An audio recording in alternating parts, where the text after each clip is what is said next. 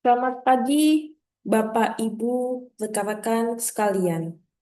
Pada kesempatan kali ini, saya, Amirah Abu Bakar Zubaidi, dengan NIM 250212149, akan mempresentasikan sebuah topik yang sangat krusial di dunia digital saat ini, yaitu Social Engineering Awareness, Recognizing the Most Severe Cybersecurity Threat, atau dalam bahasa Indonesianya, peningkatan kesadaran rekayasa sosial, mengenali ancaman keamanan cyber yang paling berbahaya.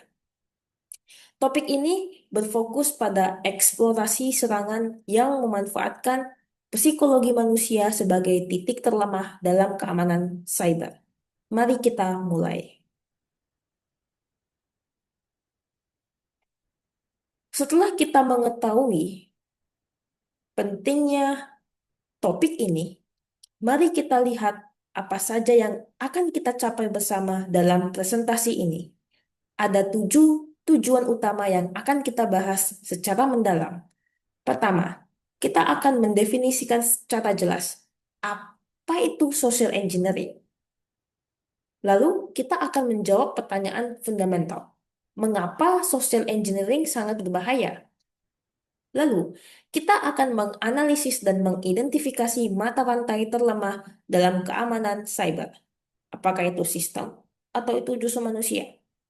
Selanjutnya, kita akan menjelajahi berbagai jenis serangan social engineering yang paling umum digunakan oleh para penyerang. Untuk mendapatkan gambaran nyata, kita akan meninjau beberapa kasus di dunia nyata yang menjadi korban dari serangan ini. Poin krusial, kita akan mempelajari bagaimana mendeteksi dan mencegah upaya-upaya social engineering. Dan sebagai penutup, kita akan memiliki showcase atau demonstrasi fokus mengenai serangan phishing yang dilakukan melalui teknik social engineering.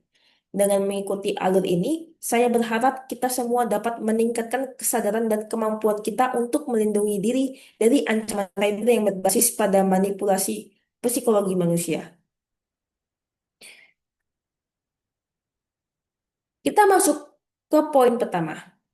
Apa sebenarnya social engineering itu? Definisinya sangat sederhana ya, namun dampaknya besar. Social engineering adalah trik psikologis di mana penyerang memanipulasi orang agar mau mengungkapkan data sensitif dan memberikan akses sistem tanpa izin kepada mereka. Intinya, mereka tidak menyerang teknologi, tapi menyerang pikiran kita. Apa yang mereka inginkan? Penyerang memiliki dua target utama, yaitu data rahasia. Mereka mengincar informasi penting seperti kata sandi, OTP, dan data pribadi lainnya. Lalu tindakan berbahaya. Mereka juga mencoba memaksa korbannya untuk melakukan tindakan yang merugikan. Misalnya, mentransfer uang atau menjalankan program yang berbahaya di komputer Anda. Lalu bagaimana cara mereka melakukannya? Para pelaku social engineering ini memanfaatkan kelemahan psikologis kita dengan tiga taktik utama. Yang pertama, impersonasi. Mereka berpura-pura menjadi sosok otoritas yang meyakinkan. Misalnya, staf IT perusahaan, manajer Anda, atau bahkan perwakilan dari bank. Yang kedua, urgensi. Mereka menciptakan rasa takut atau ketergesaan agar kita melewati proses berpikir kritis. Contohnya, mereka mengatakan Anda harus bertindak sekarang atau akun Anda akan diblokir. Yang ketiga, rasa penasaran, curiosity. Mereka memanfaatkan minat korban melalui topik yang menarik atau hadiah yang menggiurkan, sehingga kita tidak fokus pada risiko keamanannya. Contoh umum yang pasti pernah kita temui adalah email palsu dari bank yang menuntut verifikasi akun segera. Jika tidak, akan ada konsekuensi. Inilah salah satu bentuk serangan social engineering yang paling klasik. Sampai sini jelas bahwa social engineering adalah tentang manipulasi, bukan hacking teknis.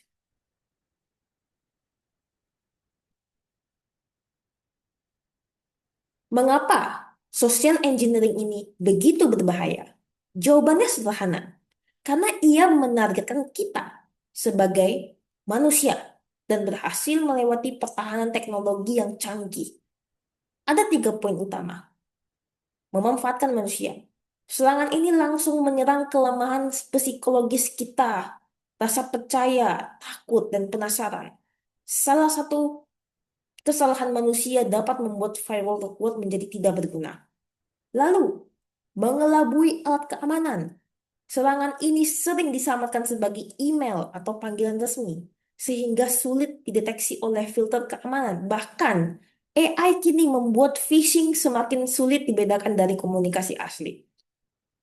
Lalu, efektivitas tinggi. Penyerang menggunakan manipulasi emosional dan teknik seperti MFA fatigue untuk membuat kita lengah dengan manipulasi. Mereka bahkan bisa melewati autentikasi multifaktor atau MFA.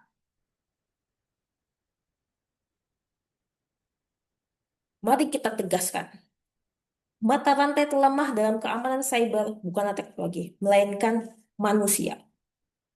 Kelantaran manusia, kita menjadi target karena kelemahan bawaan kita. Eksploitasi ke psikologis. Penyerang melakukan rasa percaya, panik, dan keinginan kita untuk menolong. Tindakan ceroboh.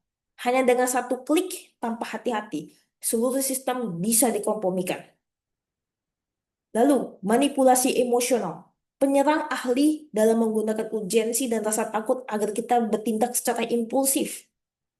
Lalu, kekuatan sistem atau pertahanan kuat. Sistem teknis bersifat kuat dan andal, yaitu konsistensi. Sistem selalu mengikuti aturan dan tidak terpengaruh oleh emosi atau kelelahan. Lalu, perlindungan. Mereka mengandalkan enkripsi, firewall, dan kontrol akses yang jelas. Social engineering memiliki banyak wajah, dan semuanya dirancang untuk menipu kita. Mari kita lihat teknik-teknik utamanya, yaitu teknik primer, phishing, mengirim email palsu dari sumber terpercaya untuk mendesak kita bertindak cepat. Yang kedua, pretexting, menciptakan cerita atau skenario palsu untuk membangun kepercayaan dan mencuri data sensitif. Yang ketiga, baiting, memancing korban dengan tawaran menarik seperti unduhan gratis atau flash drive terinfeksi agar korban menjalankan malware. Lalu, quid pro quo, menawarkan bantuan gratis atau layanan yang tampak sah sebagai imbalan untuk informasi rahasia atau akses sistem. Teknik terkait yaitu phishing. Phishing yang dilakukan melalui panggilan telepon atau suara. Lalu smishing, phishing yang dikirimkan melalui SMS atau pesan teks. Lalu drive-by download, perangkat terinfeksi hanya karena mengunjungi situs web tertentu yang sudah dikompromikan. Semua serangan ini memanfaatkan satu hal, kelemahan kita sebagai manusia.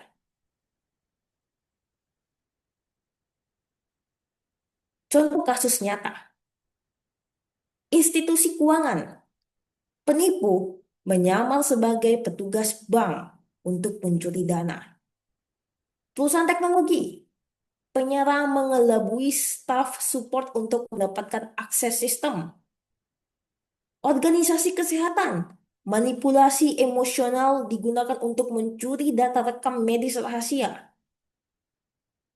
Pelajaran kuncinya adalah taktik otoritas dan emosional seringkali mengesampingkan protokol keamanan standar.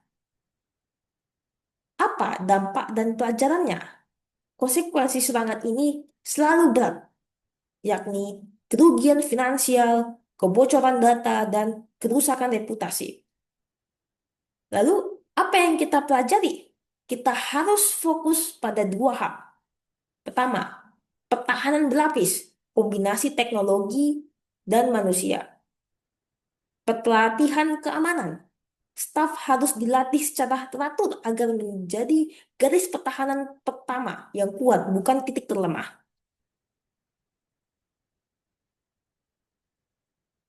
Kunci untuk melawan social engineering adalah mengenali tanda bahaya dan selalu melakukan verifikasi. Tanda bahaya pertama, waspadai 4 sinyal utama penipu. Penipuan, peniruan mencurigakan. Mereka berpura-pura menjadi otoritas tinggi seperti manajer IT. Permintaan mendesak, menciptakan kepanikan, dan menuntut harus bertindak sekarang. Permintaan tidak biasa, langsung meminta data sensitif, OTP, password, lalu kualitas buruk. Adanya kesalahan ketik, grammar yang ceroboh atau alamat email pengirim yang aneh. Praktek yang terbaik, verifikasi. Saat ragu, selalu verifikasi permintaan secara mandiri. Verifikasi sumbernya, jangan balas pesan mencurigakan. Gunakan saluran resmi, nomor telepon kantor, aplikasi login terpisah untuk mengecek ulang. Periksa kontennya, cari kesalahan ketik atau bahasa yang samar-samar. Minta spesifik, tanyakan pertanyaan detail. Permintaan asli bisa menjawab, pas scam pasti gagal. Ingat, saat menghadapi permintaan yang mencurigakan, lebih baik memverifikasi daripada menyesal.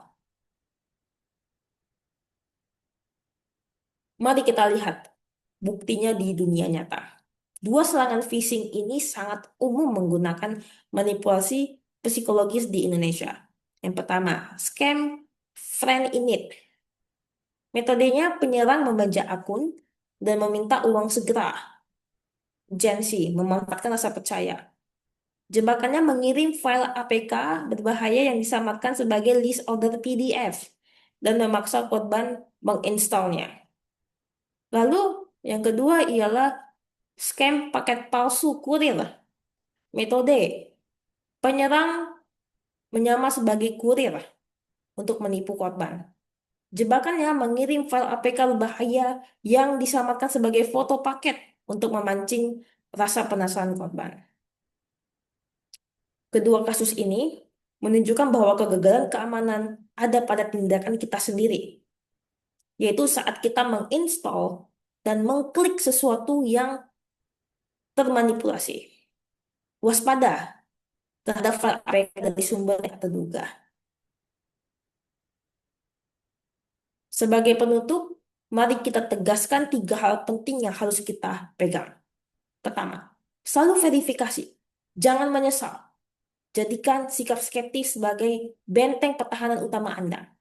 Kenali tanda bahaya dan jangan pernah bertindak di bawah tekanan atau urgensi. Lalu ingat, keamanan teknologi tercanggih pun akan gagal jika ada kelemahan manusia. Kesadaran dan pelatihan Anda adalah firewall terbaik yang Anda miliki. Terima kasih atas perhatian Anda. Saya harap kita semua menjadi lebih waspada. Karena teknologi sering gagal melawan penipuan manusia, pertahanan paling krusial adalah kesadaran dan sikap skeptis dari diri kita. Terima kasih.